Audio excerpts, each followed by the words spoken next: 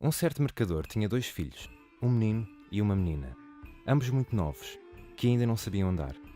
Ele possuía 2 navios ricamente carregados, viajando pelos mares, onde embarcara toda a sua riqueza, na esperança de conseguir grandes lucros, quando chegaram notícias de que a sua riqueza tinha desaparecido. Assim, de homem rico que era, tornou-se muito pobre, tão pobre que só lhe restara um pedacinho de terra. Para aliviar um pouco as preocupações de sua cabeça, costumava caminhar por ali. Certo dia, em que estava perambulando em seu terreno, um anãozinho de cara enrugada apareceu à sua frente, perguntando por que estava tão triste e o que confrangia tão profundamente seu coração. Mas o mercador replicou: "Se me pudesse fazer algum bem, eu lhe contaria", Quem sabe se não posso? disse o homenzinho. Conte-me lá qual é o caso e talvez eu possa servir para alguma coisa. O mercador contou-lhe então como toda a sua riqueza havia ido para o fundo do mar e como ele nada possuía exceto aquele pedacinho de chão. Oh, não se preocupe com isso. Disse o anão. Apenas prometa trazer-me daqui a 12 anos aquilo que primeiro vier ao seu encontro quando voltar para casa e eu lhe darei todo o ouro que quiser. O mercador pensou que não era uma exigência muito grande, que muito provavelmente encontraria primeiro seu cão ou algo do género, mas esqueceu-se dos seus filhinhos. Por isso, aceitou a barganha e assinou e selou o compromisso de cumprir a promessa. Ao se aproximar de casa, porém, seu garotinho ficou tão contente ao vê-lo que engatinhou atrás dele e agarrou-se às suas pernas. O pai teve um sobressalto, pensando no pacto que haveria feito, mas como não apareceu ouro algum, consolou-se, pensando que tudo não passara de uma brincadeira do anão. Cerca de um mês mais tarde, ele subiu as escadas de um velho depósito de lenha à procura de algum ferro velho para vender e levantar algum dinheiro, e ali encontrou uma grande pilha de ouro sobre o chão. À vista disto, ficou muito satisfeito, voltou aos negócios e tornou-se um grande mercador como antes. Entretanto, seu filho ia crescendo, e com a aproximação do término do prazo de 12 anos, o mercador foi ficando tão aflito e pensativo que a sua tristeza e os seus cuidados se estamparam em seu rosto. O filho perguntou-lhe certo dia o que estava acontecendo, mas o pai recusou-se a contar. Mas passado algum tempo, acabou contando que, sem o saber, vendera-o a um anãozinho de aparência repelente por uma grande quantia de ouro, e que se estava aproximando do término dos 12 anos, ao fim dos quais teria de cumprir o acordo. Então o filho disse: "Pai, não se preocupe muito com isso. Pode contar que eu darei um jeito no homenzinho." Quando chegou o momento, eles foram juntos até ao local indicado, e o filho riscou um círculo no chão e colocou-se junto com o pai em seu interior. O anãozinho logo apareceu e disse ao mercador. Trouxe o prometido? O velho ficou em silêncio, mas o seu filho respondeu.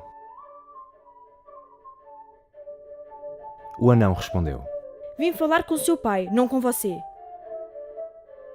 Disse o filho. Não, Replicou o outro. não abrirei mão de meus direitos.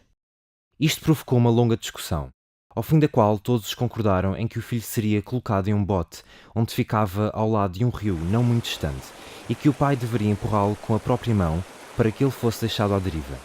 O filho despediu-se então do pai e acomodou-se no barco, e quando este foi empurrado, adrenou e caiu de lado na água, fazendo o mercador pensar que o filho houvesse morrido.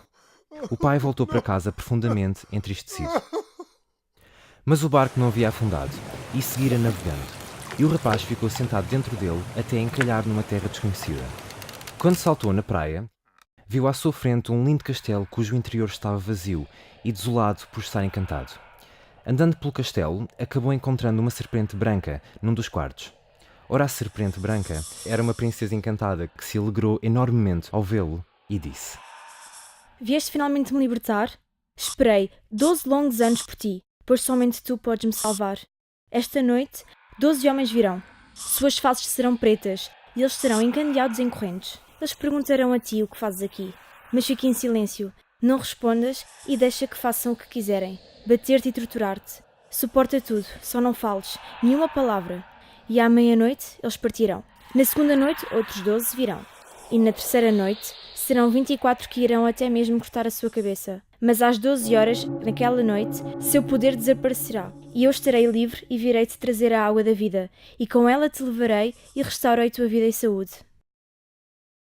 Tudo se passou como a princesa encantada havia dito. O filho do mercador não falou uma palavra e, na terceira noite, a princesa apareceu e caiu em seu pescoço e o beijou. Alegria e satisfação explodiram por todo o castelo.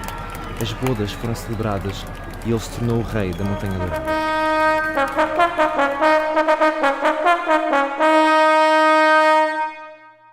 Eles viveram juntos muito felizes e a rainha teve um filho. 8 anos haviam-se passado quando o rei lembrou-se de seu pai. Seu coração se comoveu e ele ficou muito ansioso para revê-lo. A rainha se opunha à sua ideia, dizendo: Sei perfeitamente os infortúnios que virão. Ele não lhe deu descanso. Porém, até ela consentir. Quando ia a partir, ela o presenteou com um anel mágico, dizendo: Leva este anel e coloca-o no dedo. Tudo o que desejarás, ele realizará. Somente prometa que não o usarás para levar-me daqui até à morada do teu pai.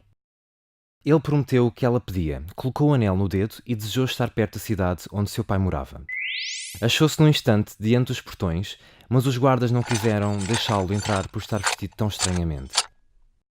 Ele foi então a uma montanha vizinha, onde morava um pastor, tomou emprestado seu velho manto e assim entrou disfarçadamente na cidade. Quando chegou à casa do pai, contou-lhe que era seu filho, mas o mercador não quis acreditar, dizendo-lhe que havia tido apenas um filho, que morrera havia muito tempo. E como ele estivesse vestido como um pobre pastor, nem mesmo lhe oferecia alguma coisa para comer. O rei insistiu, porém, em que era seu filho, dizendo: Existe alguma marca pela qual saberias que sou realmente teu filho? Sim. Observou a mãe. Nosso filho tinha um sinal na forma de uma framboesa debaixo do braço direito.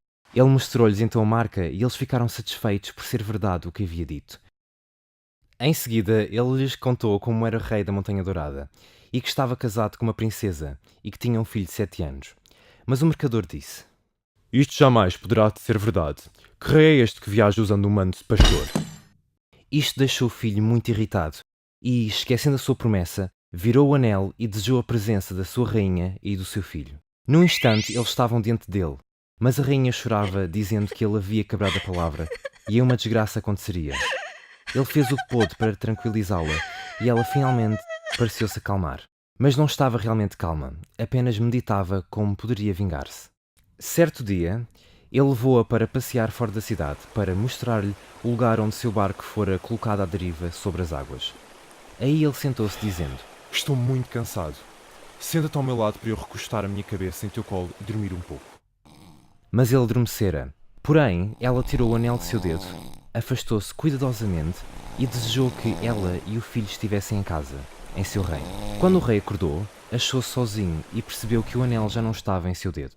Jamais poderei retornar à casa de meu pai. Disse ele: Diriam que sou um feiticeiro. Viajarei pelo mundo até chegar novamente a meu reino. Assim dizendo, partiu e viajou até chegar a uma montanha onde 3 gigantes estavam dividindo sua herança. E quando eles o viram, gritaram dizendo: Os homenzinhos são muito espertos. Ele vai dividir a herança entre nós. Ora, esta consistia de uma espada que cortava a cabeça de um inimigo sempre que o seu portador disse essas palavras. Fora cabeças! Um manto que tornava seu proprietário invisível ou lhe dava qualquer forma que desejasse. E um par de botas que transportava a pessoa que as calçasse para onde ela quisesse ir. O rei disse-lhes que primeiro teriam que deixá-lo experimentar esses objetos maravilhosos para conhecer seu valor. Eles lhe entregaram então o manto. Ele desejou ser uma mosca e num instante se transformou numa mosca. O manto está perfeito. Disse ele. Agora entreguem-me a espada. Não. Disseram eles. Não. A menos que prometa não dizer fora cabeças. Pois se fizer isto, morremos todos. Assim eles a entregaram com a condição de ele experimentar o seu poder apenas numa árvore. Em seguida, ele pediu também as botas e no momento em que ele se viu em posse dos 3 objetos, desejou estar na Montanha Dourada. E ali estava ele no mesmo instante. E os gigantes foram deixados para trás sem herança para dividir ou disputar. Ao se aproximar do castelo, ouviu um som alegre de música e as pessoas em volta lhe disseram que a rainha estava prestes a celebrar seu casamento com outro príncipe. Ele vestiu então o manto, entrou no castelo e colocou-se ao lado de sua rainha, onde ninguém o via. Mas quando todas as comidas foram servidas no prato da rainha, ele pegou-as e comeu. Quando a taça de vinho foi entregue a ela, ela a pediu e bebeu. Assim, embora continuasse servindo comida e bebida a ela, seu prato continuava sempre vazio. Diante disso, tomada de medo e remorso, ela foi para seu quarto e pôs-se a chorar. Ele a seguiu até lá. Ai de mim! Lamentava-se ela. Não terá chegado a meu libertador? Porque então o feitiço ainda me cerca? Sua traidora! exclamou ele. Teu libertador já veio, de facto, e agora está perto de ti. Terá ele merecido isto? E ele saiu dali e dispensou todo o mundo, dizendo que o casamento estava desfeito, porque havia retomado a seu reino. Mas a princesa, os nobres e conselheiros zombaram dele. Ele se desentendeu então com todos, exigindo que partissem por bem ou por mal. Tentaram agarrá-lo, mas ele sacou a espada e, com uma palavra, as cabeças dos traidores rolaram aos seus pés. E foi assim que voltou a ser reino da Montanha Dourada.